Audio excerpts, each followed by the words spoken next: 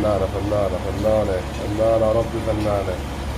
اليوم الوالدة مسويت لنا مندي، مندي دياي على قولة الكويتيين.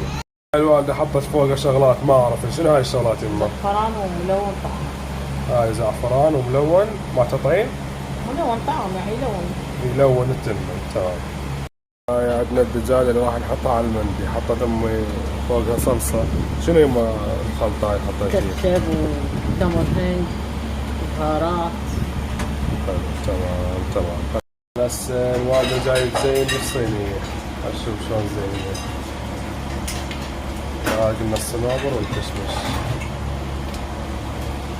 هذا الشكل النهائي مال المندي. طبعا الطعم ما اوصف لكم، العين اللي تشوف تشبع، فانتم شوفوا شبعوا.